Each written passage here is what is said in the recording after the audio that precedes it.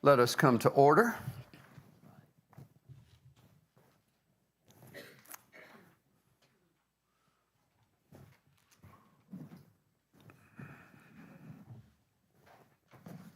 How was your day? Everybody have a good day?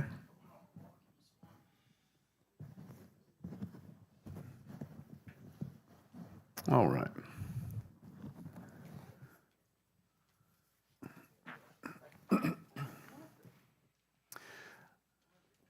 There are times when we should read the Bible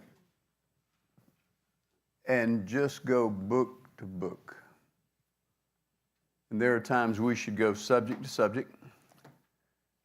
And then there are times we should go do a word study where you follow a word throughout the Scripture.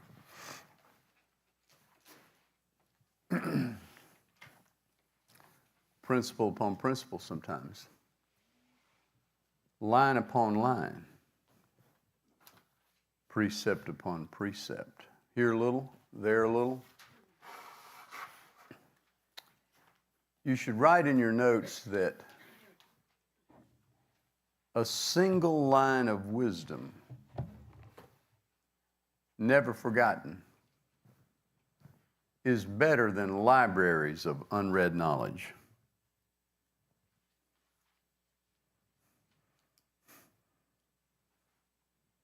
Sometimes just a single line of wisdom, never forgotten, is more effective than whole libraries of unread knowledge. This is why the Scripture says that it is unread knowledge. That's why the Scripture says that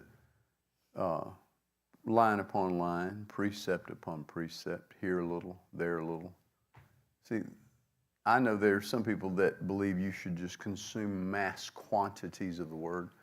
You can't, there's not a person that has a computer system in them to be able to sort out every word like that.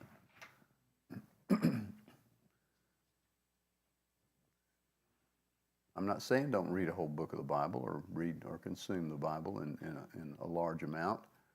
I'm just saying learn to learn the Bible precept upon precept. Now tonight I'm going to show you a precept, but it's going to be out of a book of the Bible. Now, we read Nehemiah, Insights in Leadership. Tonight I want to show you how God can turn the curse into a blessing and show you how He operates sometimes with, what's the word I'm looking for?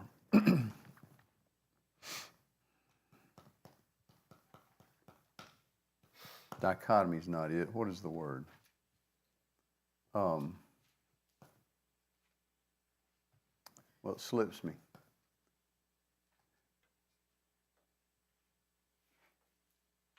But He'll show you a problem, how a problem creates an answer.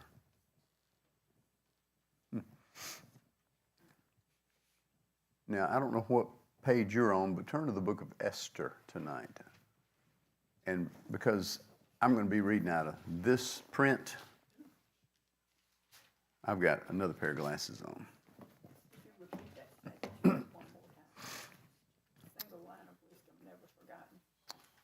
Better is a single line of wisdom never forgotten than whole libraries full of unread knowledge.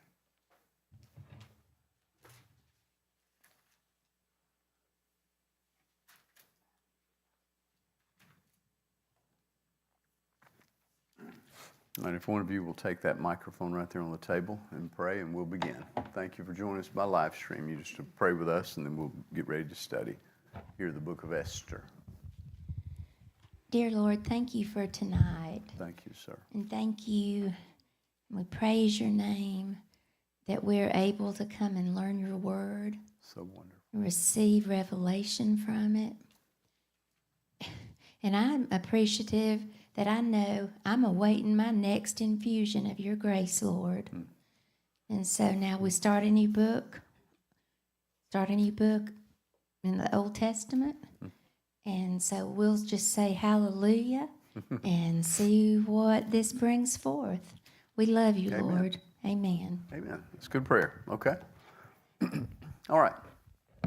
What does the Bible say? These things that are written aforetime are for us, for our learning, and that we, through comfort of the Scriptures and patience, might have hope. What happens if you don't learn from history? You repeat it. If you don't pass the test that history teaches you, you'll get another chance to take the same exam over again. The book of Esther, chapter 1, verse 1. Now, it came to pass in the days of Ahasuerus. This is Ahasuerus, which reigned from India even unto Ethiopia, over 127 provinces.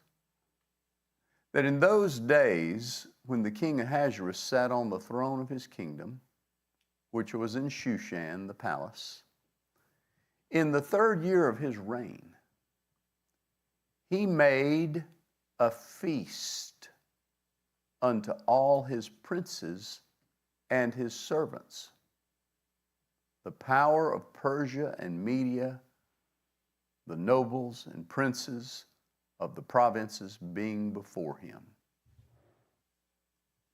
And when he showed the riches of his kingdom, of his glorious kingdom, and the honor of his excellent majesty, many days, even 180 days. How many days was that? 180 days. So how many months was that? He had a feast that lasted about 6 months. And of that 6 months, he showed the riches of his glorious kingdom unto all his princes and his servants, and the nobles and the princes of the provinces being before him. Now, so there's a bunch of people, nobles and princes and servants of 127 provinces. Now, let me give you a little perspective as to how big his kingdom was. He reigned from Ethiopia to India, Persia. You know how far apart that is, those two places? 2,300 miles. So just to kind of give you an idea, his reign was about the size of the United States, over 2,000 miles. So he calls in all the governors and all the princes of the provinces. There's 127 there, so they're probably a little smaller than the 50 that we have here. But there's quite a kingdom. Now, why did he want to have a 6-month feast with all of his governors and servants and so forth? Number one is he could afford it. This place was wealthy. And when you live that far away from Washington, D.C., from California, chances are you've become a prince of the province, but you hadn't even seen the kingdom. You haven't even seen the palace yet. You haven't even seen. He's going to show you, look, guys, this is who we are. We got something to do here. We got something to show you. Verse 5. When these days were expired, the king made a feast unto all the people that were present in Shushan the palace, both unto great and small. 7 days in the court of the garden of the king's palace, unto all the people. Anybody that could get there was invited in that 2,300 square feet. 2,300 miles of width. Where were white, green, and blue hangings fastened with cords of fine linen and purple, to silver rings and pillars of marble. The beds were of gold and silver upon a pavement of red and blue and white and black marble. Wow. And they gave them drink in vessels of gold, the vessels being diverse one from another. The royal wine in abundance, according to the state of the king. And the drinking was according to the law. None did compel, for so the king had appointed to all the officers of his house that they should do according to every man's pleasure. If you'd like to have a small glass of wine, you can have it. If you'd like to not drink wine, be right here with us. If you'd like to drink yourself merry, it was according to whatever you desired. He had plenty. There was more than enough. He was the king. The glorious palace and the courtyards and the marble and the multiple colors. And he'd had this party 6 months. Now he's ratcheting it up for the last week and having all the people in. Also, Vashti, the queen, made a feast for the women in the royal house which belonged to King Ahasuerus. So now here's a separate party. While all these guys are here with the king, all of their wives, everybody's all with the queen, and they're still partying. My goodness. He's decided to throw this big 6-month party. He has increased the glory of it in the final week, and now his wife's having a party for all the girls and everything. This was a time of great celebration in this kingdom, Shushan the palace. And on the 7th day, now this is the final day, when the heart of the king was merry with wine, he commanded Mehuman, Biztha, Harbona, Bigtha, Abagtha, Zethar, and Carcas, the 7 chamberlains that served the presence of Ahasuerus the king, to bring Vashti the queen before the king with the crown royal, to show the people and the princes her beauty, for she was fair to look upon. Now look up here. He'd already shown off the kingdom, and he'd gone for 6 months. People came. It'd be like being invited. You're not only a governor, you're also a mayor, you're also a city councilman. People have just kept being invited to Washington to see all the monuments. You know, there are some people that have run for local office. There's some governors that have yet to see the monuments in Washington. He wanted everybody to see just all of these monuments, all the great buildings of what this palace and what this kingdom had come to. Showed it to him for 6 months. Then he cranked it up the last week. And then his wife throws this big party, and everybody is just, it's just great days of prosperity and blessing. Now the king decides, I've shown you all my kingdom, and I've shown you what you're a part of. And now we've really had this big party at the end, and we've had the wine for everybody. I'm going to save the best for last. He called his 7 chamberlains. See, usually this big thing that she was going to sit up on had big glass, big box with glass all the way around, a rectangular thing with a big silk pillow in it. And she would lay on it with big pillows, and her beauty. Normally that big cart was drawn with an animal. But no, this is the queen. We don't have the stink of an animal in front of her. We have the men to take this thing. 1 man up front, 3 on each side, and they're going to walk her in before all the people so that all men and all the women and all the people of all the provinces can see the glory of the final crown jewel of this King Ahasuerus. This is my gorgeous wife. That was the final thing he was going to show. She was fair to look on. But the queen Vashti refused to come at the king's commandment by his chamberlains. Therefore was the king very wroth, and his anger burned in him. Now, why did she decide not to come?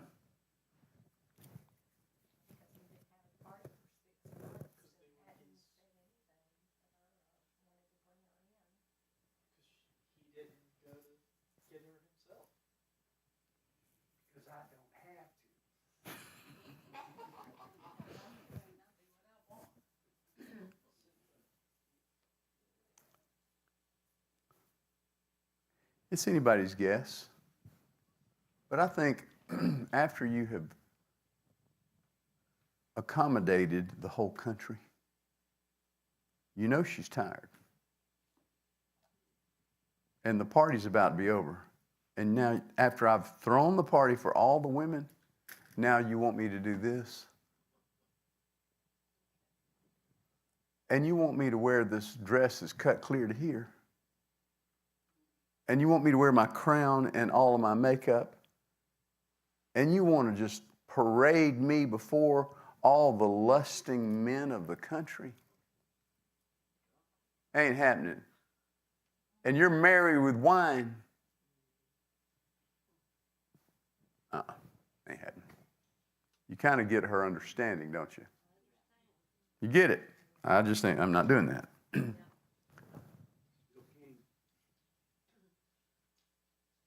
Then the king said to the wise men, which knew the times, for so was the king's manner toward all that knew law and judgment.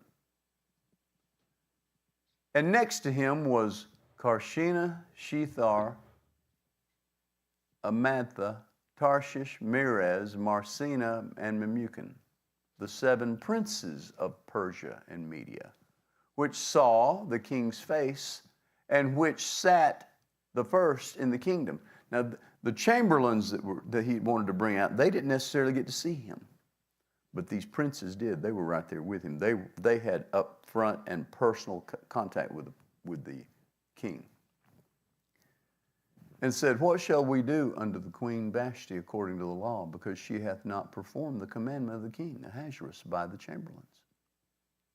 And Memucan answered before the king and the princes, Vashti the queen hath not done wrong to the king only, but also to all the princes and to all the people that are in the provinces of the king Ahasuerus. For this deed of the queen shall come abroad unto all women, so that they shall despise their husbands in their eyes when they shall be reported. The king Ahasuerus commanded Vashti the queen to be brought in before him, but she came not. Likewise shall the ladies of Persia and Media say this day unto all the king's princes which have heard of the deed of the queen. Thus shall here arise too much contempt and wrath. She has set an example that all the other men would do the same thing if they found out that she didn't come at his commandment. If it please the king, let there go a royal commandment from him, and let it be written among the Jews of the Persians and the Medes, that it be not altered, that Vashti come no more before the king Ahasuerus, and let the king give her royal estate unto another that is better than she. Sounds to me like the crime just doesn't match the punishment. Don't even see the king again, ever. Not exactly what you would call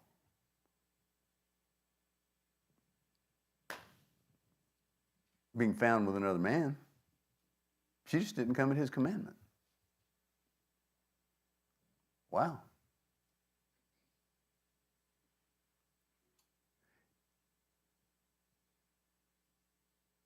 And when the king's decree which he shall make shall be published throughout all the empire, for it is great, all the wives shall give to their husbands honor, both to great and small. And the saying pleased the king and the princes, and the king did according to the word of Memucan. For he sent letters unto all the king's provinces, into every province, according to the writing thereof, and to every people after their language, that every man should bear rule in his own house, and that it should be published according to the language of every people. I have to tell you, I taught this on a Wednesday night. We were just looking for books to teach on Wednesday night, and I picked up Esther. I think I'd read through it a few times over the years. It didn't really mean all that much to me. I didn't get it really all that much until then. And so we read it almost verse by verse when we were at the little storefront over on Fairburn Road. When I got to the end of chapter 1, several women got up and walked out and never came back. You're teaching things that are not appropriate. All I did was read it. I just read it. I'm not saying I agree with it necessarily. I'm reading you history. And then it didn't end there. They got on the phone. Sitting hens cackle. And sitting hens started cackling and caused basically almost what happened here, what they were concerned with in chapter 1 happened. So I command you not to do that. That was good. I need to get rid of some of them anyway. Praise the Lord. Good thing that the sword knifed them out instead of me saying, please leave. After these things, when the wrath of King Ahasuerus was appeased, he remembered Vashti and what she had done and what was decreed against her. Then said the king's servants that ministered unto him, Let there be fair young virgins sought for the king, and let the king appoint officers in all the provinces of his kingdom, that they may gather together all the fair young virgins unto Shushan the palace, to the house of the women, unto the house of the custody of Hegi, the king's chamberlain, keeper of the women, and let their things for purification be given to them. And let the maiden which pleases the king be queen instead of Vashti.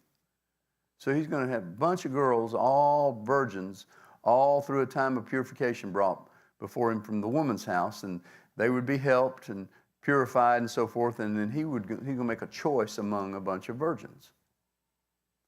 And the thing pleased the king, and he did so. Now, in Shushan the palace, there was a certain Jew whose name was Mordecai, the son of Jair, the son of Shimei, the son of Kish, a Benjamite. This reminds me, I don't know if it's true, but Saul was the son of Kish. I don't know if maybe this, I don't know enough about Bible genealogy to know if this was related or not, but it seems like it, the Benjamite, who had been carried away from Jerusalem with the captivity which had been carried away with Jeconiah, king of Judah, whom Nebuchadnezzar, the king of Babylon, had carried away.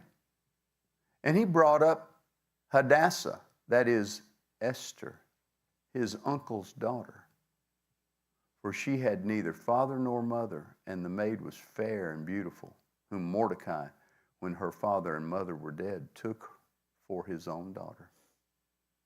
So it came to pass when the king's commandment and his decree was heard, and when many maidens were gathered together unto Shushan the palace, to the custody of Hegai, that is, that Esther was brought also unto the king's house, to the custody of Hegai, keeper of the women.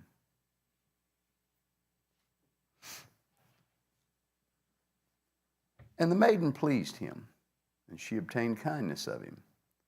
And he speedily gave her things for purification, with such things as belonged to her, and 7 maidens, which were meet to be given her, out of the king's house.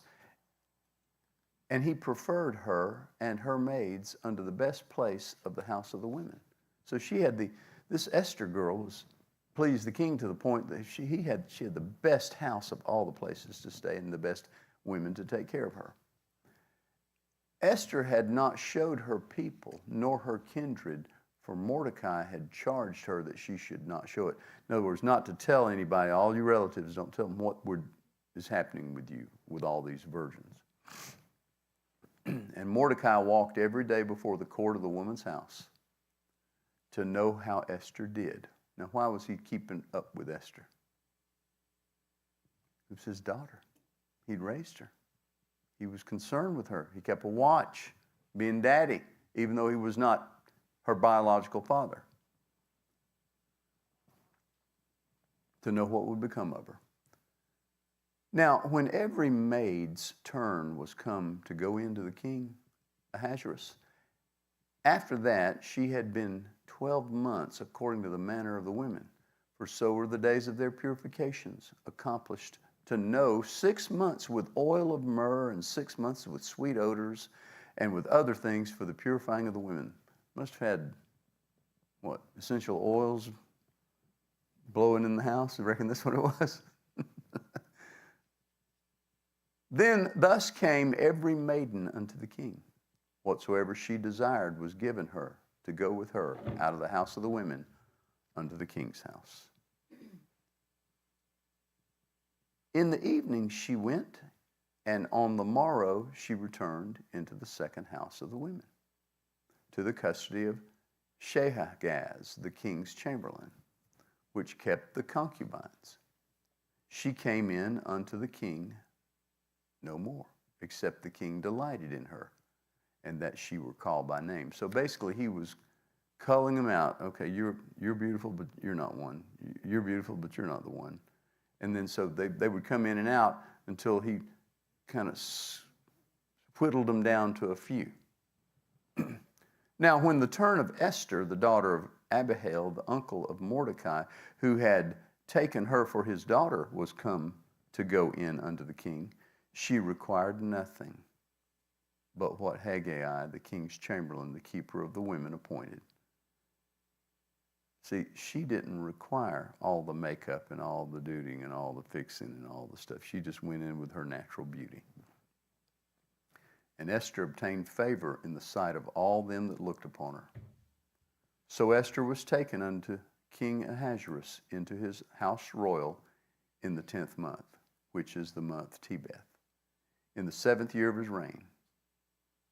And the king loved Esther above all the women, and she obtained grace and favor in his sight more than all the virgins, so that he set the royal crown upon her head and made her queen instead of Vashti. Then the king made a great feast unto all his princes and his servants, even Esther's feast. And he made a release to the provinces and gave gifts according to the state of the king. And when the virgins were gathered together the second time, then Mordecai sat in the king's gate. Esther had not yet showed her kindred nor her people as Mordecai had charged her. For Esther did the commandment of Mordecai like as when she was brought up with him. So she was used to obeying her daddy. And she did what he said with this too. In those days, while Mordecai sat in the king's gate, two of the king's chamberlains, Bigthan and Teresh, of those which kept the door, were wroth and sought to lay hands on the king Ahasuerus. Now, this is a major betrayal. Two chamberlains. Now, what are they wroth about? It doesn't say, but what do you suspect? Jealousy? You reckon maybe they had daughters that were virgins that were not chosen? Probably so. And the thing was known to Mordecai, who told it unto Esther the queen. And Esther certified the king thereof in Mordecai's name. And when inquisition was made of the matter, it was found out. Therefore they were both hanged on a tree, and it was written in the book of the Chronicles before the king. So see, he got some intelligence real quick. Mordecai saw what was going on. He told Esther, these guys are out to kill him. So what did Mordecai essentially do? Save the king's life. After these things did King Ahasuerus promote Haman, the son of Hammedatha the Agagite, and advanced him. My side note says Haman means well disposed, called the Agagite because of his Amalekite descent. He's mentioned 53 times in Esther. He was a Jew hater with a burning passion to be exalted higher than others, a combination of traits which caused his own destruction as well as that of his family. He never considered principle when seeking honor. He was power hungry. You know, you can promote the wrong person. In fact, they call it, the Peter principle is called when you promote someone to the highest level of their incompetency. Yeah, like. All right, it said, the Agagite, and advanced him and set his seat above all the princes that were with him. And all the king's servants that were with the king's gate, in the king's gate, bowed and reverenced Haman, for the king had so commanded concerning him. But Mordecai bowed not, nor did him reverence. Now, why did Mordecai not bow to him? because he knew he was a Jew hater, and Mordecai was a Jew. Then the king's servants, which were in the king's gates, said unto Mordecai, Why transgressest thou the king's commandment? Now it came to pass, when they spake daily unto him, and he hearkened not unto them, that they told Haman to see whether Mordecai's matters would stand, for he had told them that he was a Jew. And when Haman saw that Mordecai bowed not, nor did him reverence, then was Haman full of wrath. And he thought scorn to lay hands on Mordecai alone, for they had showed him the people of Mordecai. Wherefore Haman sought to destroy all the Jews that were throughout the whole kingdom of Ahasuerus, even the people of Mordecai. In the first month, that is the month Nisan, in the 12th year of King Ahasuerus, they cast pur, that is, the lot, before Haman from day to day, and from month to month, to the 12th month, that is, the month Adar. Pur is the Persian for lot. The lot of the monthly prognosticators chose the 13th day of the first month. So it was like this was the day that they were given insight into future events. And Haman said unto King Ahasuerus, There is a certain people scattered abroad and dispersed among the people in all the provinces of thy kingdom. And their laws are diverse from all people. Neither keep they the king's laws. Therefore it is not for the king's profit to suffer them. If it please the king, let it be written that they may be destroyed, and I will pay 10,000 talents of silver to the hands of those that have the charge of the business, to bring it into the king's treasuries. In other words, we're going to kill these people, and we're going to take all their spoil and bring it into the king's treasuries. These are people that are not going to back you anyway. They've got their own law. They don't obey the king. And the king took his ring from his hand and gave it unto Haman, the son of Hammedatha, the Agagite, the Jews' enemy. And the king said unto Haman, The silver is given to thee, the people also to do with them as it seemeth good to thee. Then were all the king's scribes called on the 13th day of the first month, and there was written according to all that Haman had commanded unto the king's lieutenants, and to the governors that were over every province, and to the rulers of every people of every province according to the writing thereof, and to every people after their language. In the name of King Ahasuerus it was written, and sealed with the king's ring. And the letters were sent by the posts unto all the king's provinces, to destroy, to kill, and cause to perish all Jews, both young and old, little children and women, in one day, even upon the 13th day of the 12th month, which is the spoil of them, and month Adar, and to take a spoil of them for a prey. The copy of the writing for a commandment to be given to every province was published unto all people, that they should be ready against that day. And the post went out, being hastened by the king's commandment. And the decree was given in Shushan the palace. And the king and Haman sat down to drink. But the city Shushan was perplexed. See, because all the Jews began to mourn at this death sentence given to all of the Jewish people. When Mordecai perceived all that was done, Mordecai rent his clothes and put on sackcloth with ashes, and went out into the midst of the city, and cried with a loud and bitter voice cry, and came even before the king's gate, for none might enter into the king's gate clothed with sackcloth. And in every province, whithersoever the king's commandment and his decree came, there was great mourning among the Jews, and fasting and weeping and wailing, and many lay in sackcloth and ashes. So Esther's maids and her chamberlains came and told it to her. Then was the queen exceedingly grieved, And she sent raiment to clothe Mordecai and to take away his sackcloth from him, but he received it not. Then called Esther for Hatak, one of the king's chamberlains, whom he had appointed to attend upon her, and gave him a commandment to Mordecai to know what it was and why it was. What are you mourning about? So Hatak went forth to Mordecai unto the street of the city, which was before the king's gate. And Mordecai told him of all that had happened unto him, and the sum of the money that Haman had promised to pay to the king's treasuries for the Jews to destroy them. Also he gave him a copy of the writing of the decree that was given at Shushan to destroy them, to show it unto Esther, and to declare it unto her, and to charge her that she should go in unto the king to make supplication unto him, and to make request before him for her people. And Hatak came and told Esther the words of Mordecai. Again Esther spake unto Hatak, and gave him commandment unto Mordecai.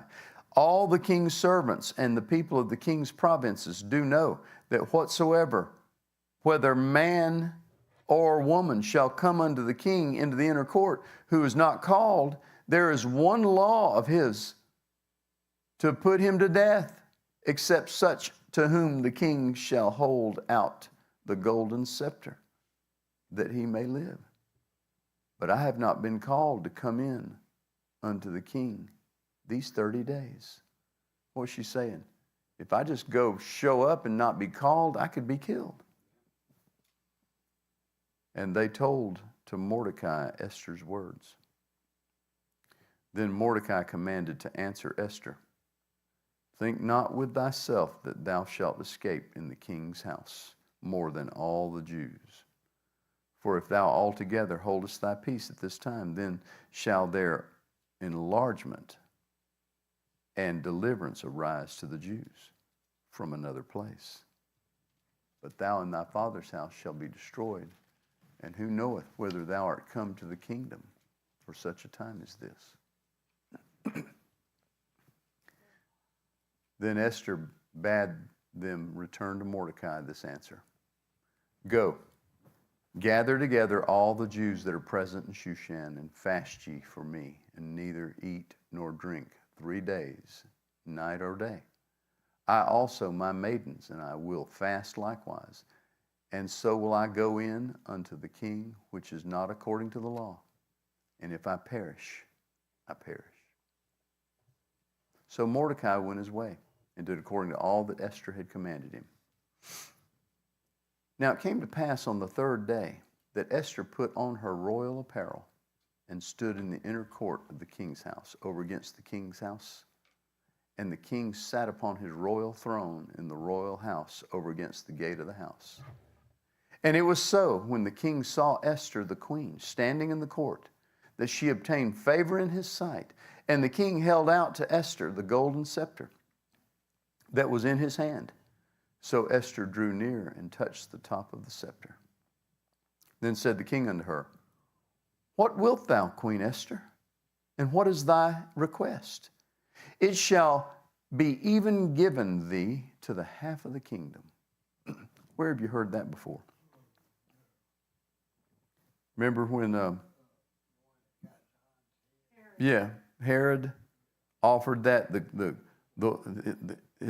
that daughter would dance before Herod and pleased him, and he commanded that she be pleased the king well, so let her be given to, he willing to please all of his drunk buddies that were with him. You'll be given whatever you want to the half of the kingdom. So what was he quoting? Obviously, what was the king's name again?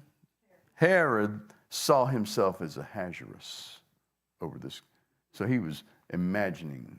So I'll give it to thee half the kingdom. And Esther answered, if it seem good unto the king, let the king and Haman come this day unto the banquet that I have prepared for him. Then the king said, cause Haman to make haste, that he may do as Esther hath said. So the king and Haman came to the banquet that Esther had prepared. And the king said unto Esther at the banquet of wine, what is thy petition? And it shall be granted thee. And what is thy request? Even to the half of the kingdom, it shall be performed. Then answered Esther and said, my petition and my request is, if I have found favor in the sight of the king, and if it please the king to grant my petition and perform my request, let the king and Haman come to the banquet that I shall prepare for them. And I will do tomorrow as the king hath said. Then went Haman forth that day, joyful and with a glad heart. But when Haman saw Mordecai in the king's gate, that he stood not up nor moved for him, he was full of indignation against Mordecai. Nevertheless, Haman refrained himself. When he came home, he sent and called for his friends and Zeresh his wife. And Haman told them of the glory of his riches and the multitude of his children, and all the things wherein the king had promoted him, and how he had advanced him above the princes and servants of the king. Haman said, moreover, yea, Esther the queen did let no man come in with the king unto the banquet that she had prepared, but myself. And tomorrow am I invited unto her also with the king. So he's over there bragging to all of his kinfolks and his wife how he is all that. What happens if you exalt yourself?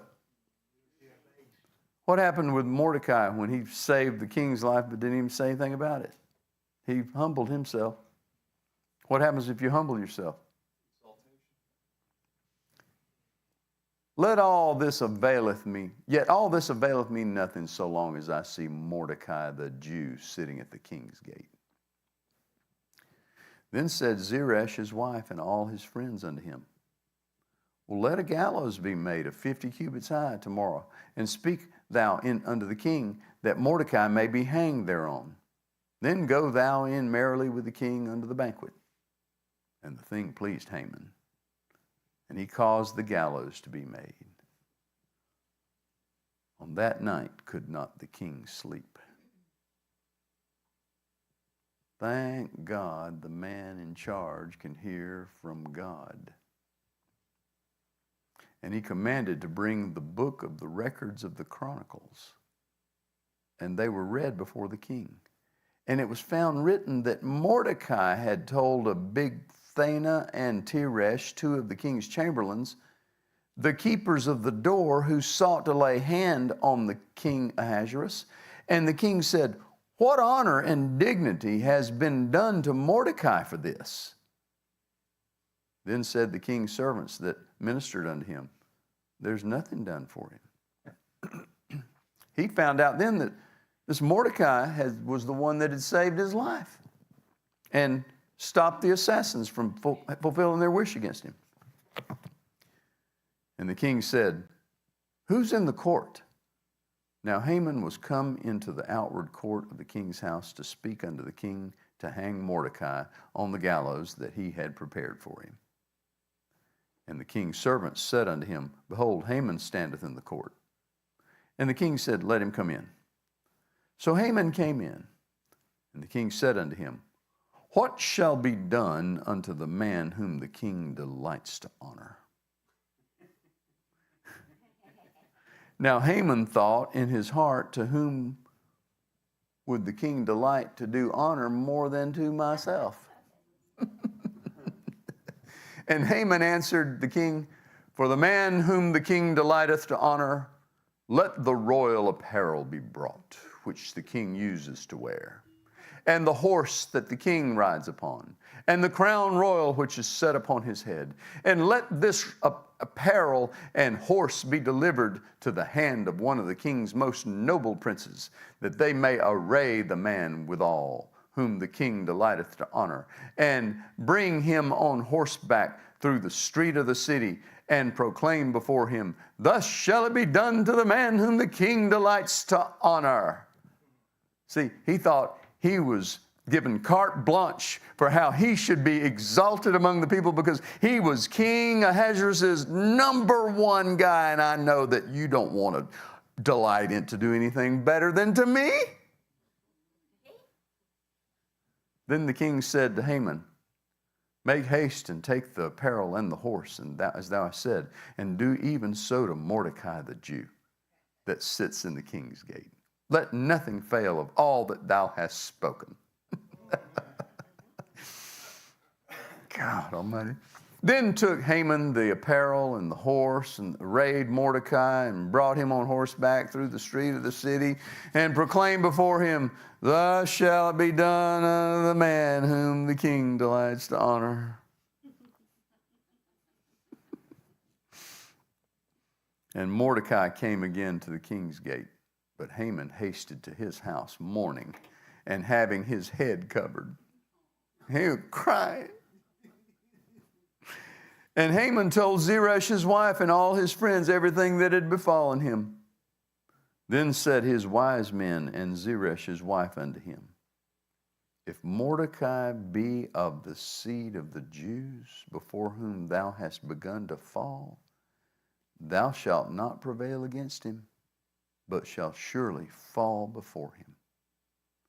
And while they were yet talking with him, came the king's chamberlains, and hasted to bring Haman unto the banquet that Esther had prepared. You can't make this stuff up. This is fabulous. So the king and Haman came to banquet with Esther the queen. And the king said again unto Esther on the second day at the banquet of wine, what is thy petition, Queen Esther? And it shall be granted thee. And what is thy request? And it shall be performed, even to the half of the kingdom.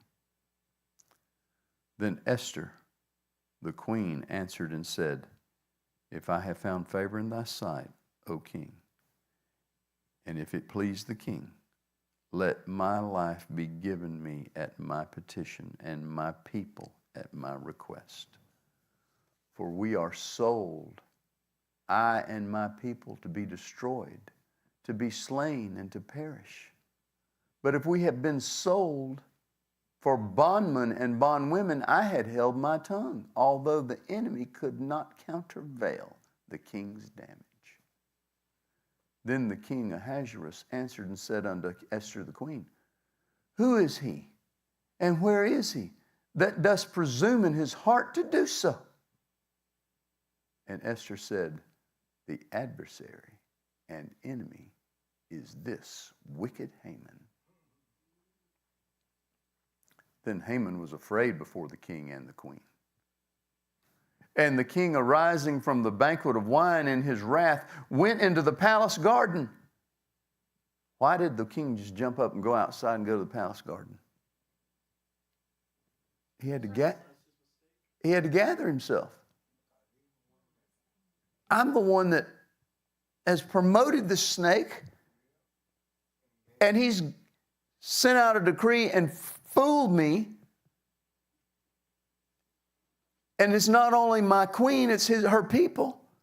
The confusion shook him for a minute. He had to go out and gather himself and think. And Haman stood up to make request for his life to Esther the queen, for she saw that there was evil. He saw that there was evil determined against him by the king. Then the king returned out of the palace garden into the place of the banquet of wine, and Haman was fallen upon the bed where Esther was. Then said the king, will he force the queen also before me in the house? As the word went out of the king's mouth, they covered Haman's face. And Harbona, one of the chamberlains, said before the king, behold also the gallows, 50 cubits high, which Haman hath made for Mordecai, who hath spoken good for the king, standeth in the house of Haman. Then the king said, hang him thereon. So they hanged Haman on the gallows that he had prepared for Mordecai. Then was the king's wrath pacified. On that day did the king Ahasuerus give the house of Haman the Jews enemy unto, let me read again. On that day did the king Ahasuerus give the house of Haman, the Jews' enemy, unto Esther the queen. And Mordecai came before the king, for Esther had told what he was unto her. And the king took off his ring, which he had taken from Haman, and gave it unto Mordecai. And Esther set Mordecai over the house of Haman. And Esther spake yet again before the king, and fell down at his feet, and besought him with tears to put away the mischief of Haman the Agagite, and his device that he had devised against the Jews. Then the king held out the golden scepter toward Esther. So Esther arose and stood before the king, and said, If it please the king, and if I have found favor in his sight, and the thing seem right before the king, and I be pleasing in his eyes, let it be written to reverse the letters devised by Haman, the son of Hammedatha, the Agagite, which he wrote to destroy the Jews, which are in all the king's provinces. For how can I endure to see the evil that shall come unto my people? Or how can I endure to see the destruction of my kindred? Then the king Ahasuerus said unto Esther the queen, and to Mordecai the Jew, Behold, I have given Esther the house of Haman, and him they have hanged on the gallows, because he laid his hand upon the Jews. Write ye also for the Jews, as it liketh you, in the king's name, and seal it with the king's ring. For this writing which is written in the king's name, and sealed with the king's ring, may no man reverse. Then were the king's scribes called at that time, in the 3rd month, that is the month Sivan, on the 23rd day thereof, and it was written according to all that Mordecai commanded unto the Jews. See, now Mordecai's got carte blanche to write the check as he wants it. And to the lieutenants, and to the deputies, and to the rulers of the provinces which are from India unto Ethiopia, 127 provinces, unto every province according to the writing thereof, and unto every people after their language, and to the Jews according to their writing and according to their language. And he wrote in the king Ahasuerus' name, and sealed it with the king's ring, and sent letters by posts on horseback, and riders on mules, camels, and young dromedaries, wherein the king granted the Jews, which were in every city, to gather themselves together, and to stand for their life, to destroy, to slay, and to cause to perish all the power of the people and province that would assault them, both little ones and women, to take the spoil of them for a prey. Upon one day in all the provinces of the king Ahasuerus, namely upon the 13th day of the 12th month, which is the month Adar, the copy of the writing for a commandment to be given in every province was published unto all people, and that the Jews should be ready against that day to avenge themselves on their enemies. So the posts that rode upon mules and camels went out, being hastened and pressed on by the king's commandment, and the decree was given at Shushan the palace. And Mordecai went out from the presence of the king in royal apparel of blue and white, and with a great crown of gold, and with a garment of fine linen and purple. And the city of Shushan rejoiced and was glad. See how before he wore the sackcloth and people mourned? Now he's got the royal apparel and the people are rejoicing.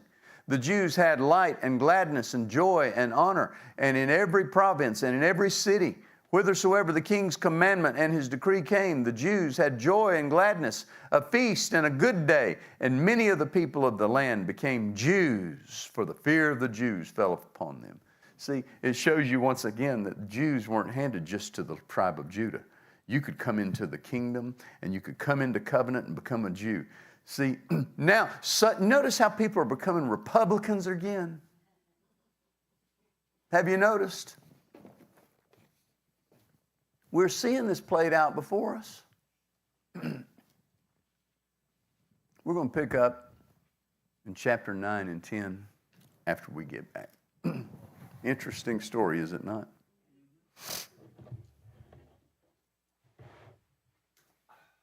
Boy, Mark Zuckerberg was a Democrat of the worst order. Now he's kissing the ring.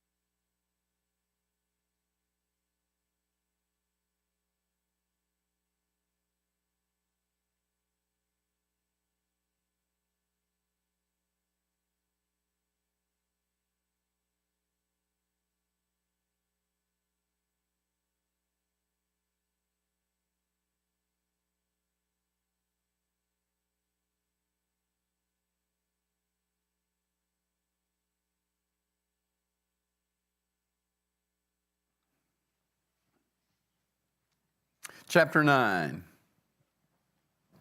We'll finish this right here. Now in the 12th month, that is the month Adar, on the 13th day of the same, when the king's commandment and his decree drew near to be put in execution, in the day that the enemies of the Jews hoped to have power over them, though it was turned to the contrary, that the Jews had rule over them that hated them. The Jews gathered themselves together in their cities throughout all the provinces of the king Ahasuerus to lay hand on such as sought their hurt. And no man could withstand them, for the fear of them fell upon all people. And all the rulers of the provinces and the lieutenants and deputies and officers of the king helped the Jews, because the fear of Mordecai fell upon them. For Mordecai was great in the king's house, and his fame went out throughout all the provinces. For this man Mordecai waxed greater and greater. Thus the Jews smote all their enemies with the stroke of the sword, and slaughter, and destruction, and did what they would unto those that hated them. And in Shushan the palace, the Jews slew and destroyed 500 men.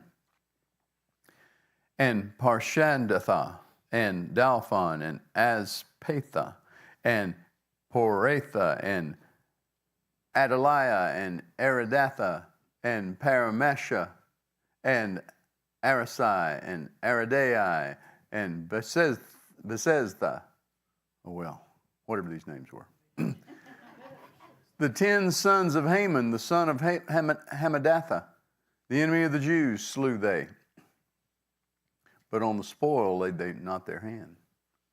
On that day the number of those that were slain in Shushan the palace were brought before the king.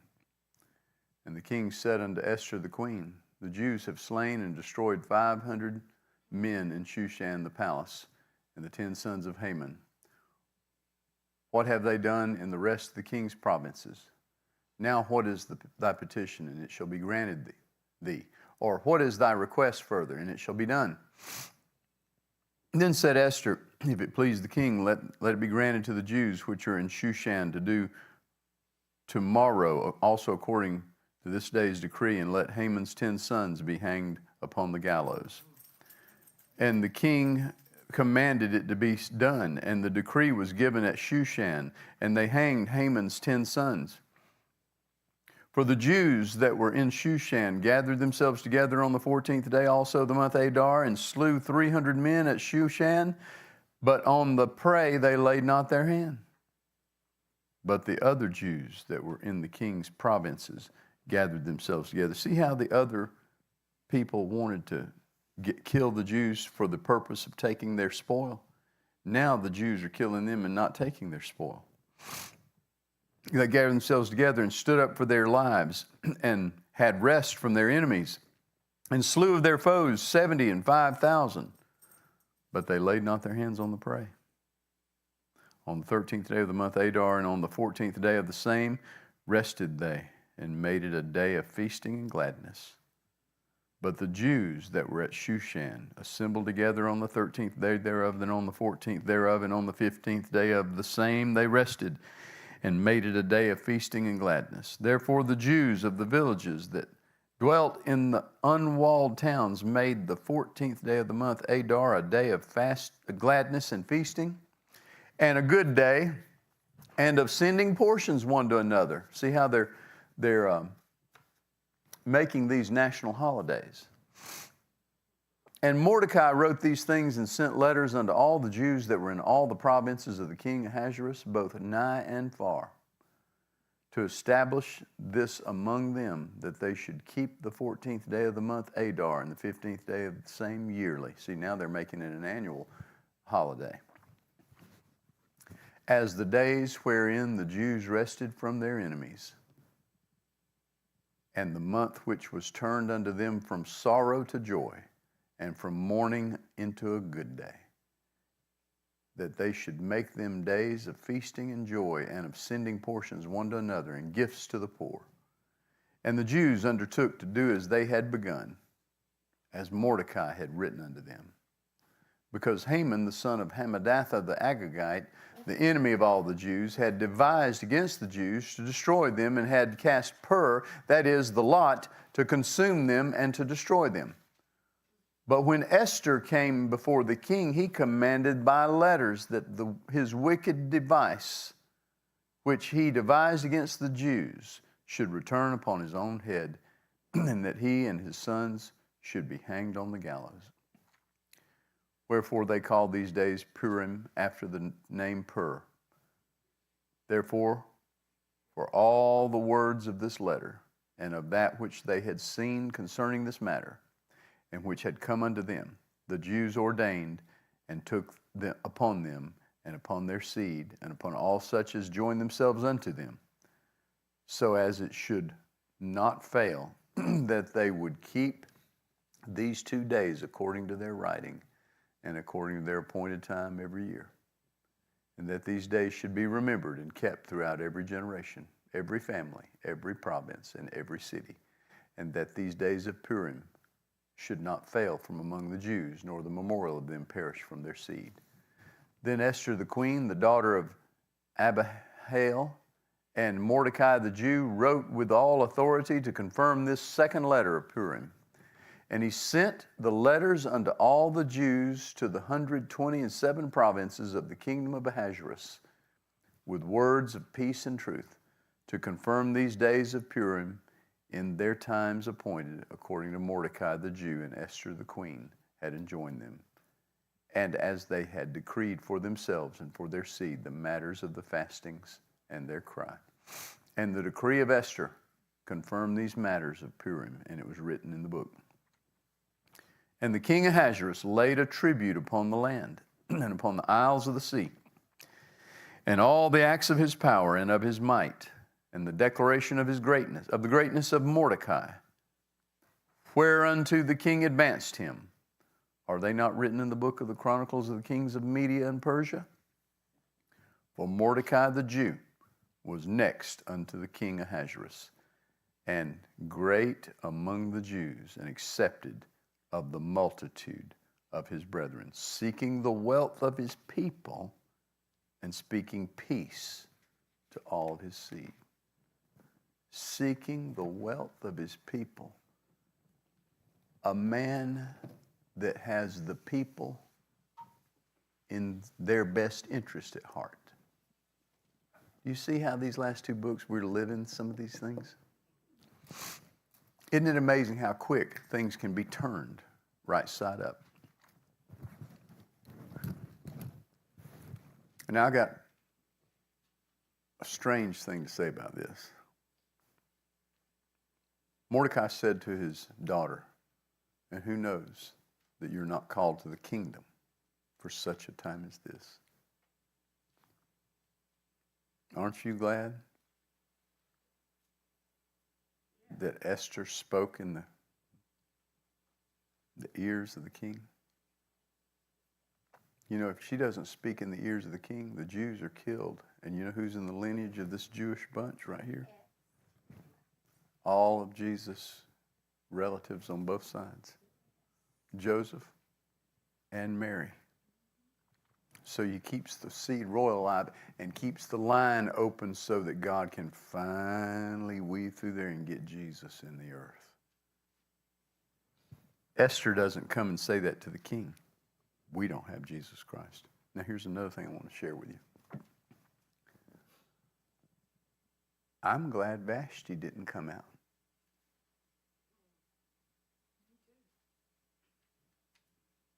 Because if she'd come out, we wouldn't have had Esther.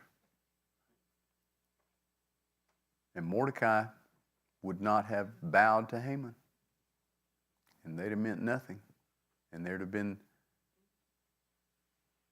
no young queen to speak in the ears of the king. So see how God used even a disobedient act to get his objectives accomplished. I can't lose.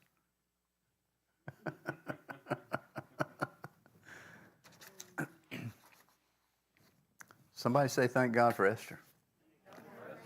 Now, the rest of us say, thank God for Vashti.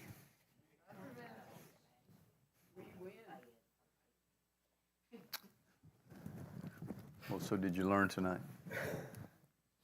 It's a fascinating book.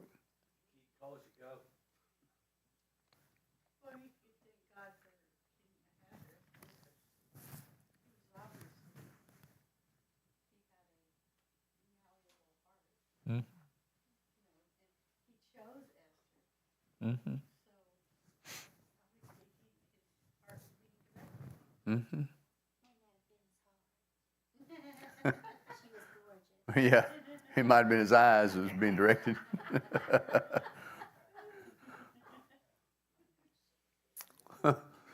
Yeah.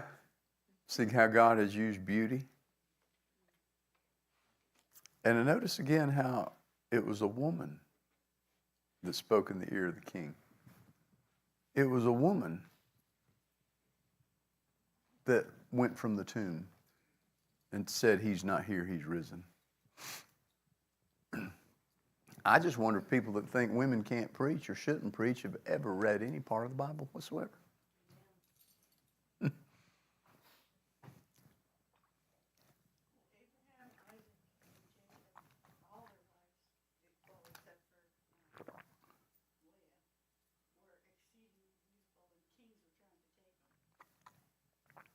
Yeah, even Sarah, once she was refurbished, it was Abimelech that wanted her. Yeah. Yeah, he wanted her for his harem. Thought that it was Abraham's sister. Isaac did the same thing. But these women were beautiful. Is it just me, or have you noticed that all the women of CNN are ugly and all the women of Fox are beautiful? And strong. I mean, they've got Rachel Maddow in MSNBC. And not only are they not pretty, they're a little bit dumb. Yeah. I'm not sure if she's really. I mean, I could just keep naming them, man. That's ugly. What about the women on the View? Oh, my goodness. Now, some of those women are kind of cute. They're cute. The View? I'd call it something else, ugly as those women are. They ain't nothing to view. Joey Behart. What was in that first debate?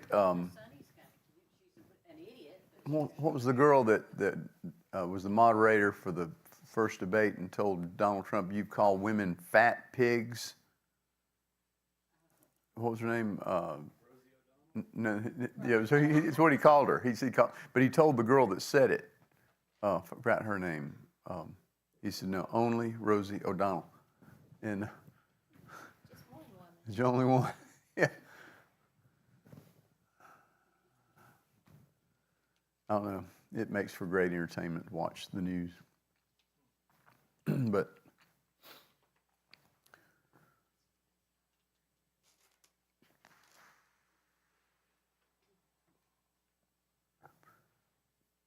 I'm still not locked down like I once was about Trump. As at one time I thought, I just laid there one Sunday morning right about where Pat's sitting and thought, God, you got to lift this off of me. I don't know what to do. I don't know what to do. I was out of sorts, didn't know what to do. Till he got shot. As soon as he dropped down, I said, have they shot him? And my gut relaxed. He wasn't even stood up yet. And I thought, man, that feels good. He's okay. I said, he's okay. And he stood up and he did that fist pump. I thought, see, and that lockdown was about him. And I know I wasn't the only one. I know there were millions of people that God would prompt to pray like that. My goodness. He was elected president right there. I agree. In fact, Steve Poteet texted me right after that happened. He said, well, Trump just got reelected.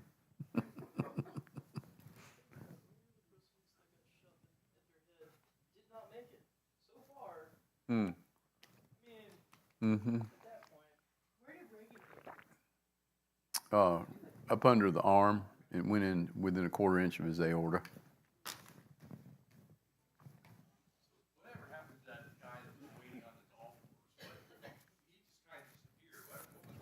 I don't know. You don't hear anything about him. You find it. Right. I find it interesting, the kid that shot at him at Butler, Pennsylvania, you don't know his name either. But when Kennedy was shot, everybody knew more about Lee Harvey Oswald than they knew about Kennedy within the first week. But the kid in Butler's dead. The one at the golf course is not. Well, but Oswald was killed too a couple of days later, but started the 25th. And There's a lot more than that. there's more to it than what we know. There always is. Mm-hmm. Give him another couple weeks. Mm-hmm. Yeah, he had a. Do it all in 2 weeks. He tried to. They got close though. You know, These are wonderful times and troubling times that we're in.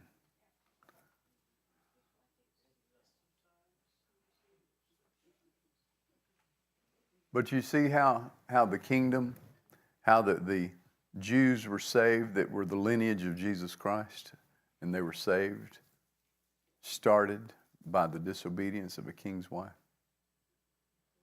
That still fascinates me. She's as much a player in this as Esther is.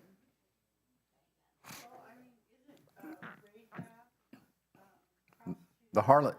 Mm-hmm.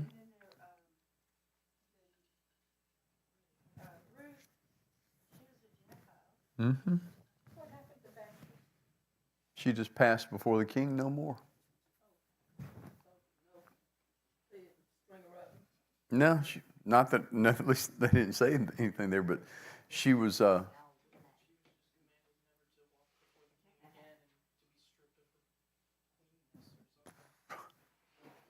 don't hear anything more of her. she probably just stayed in the house. She obviously didn't fight back. Now, what could she do?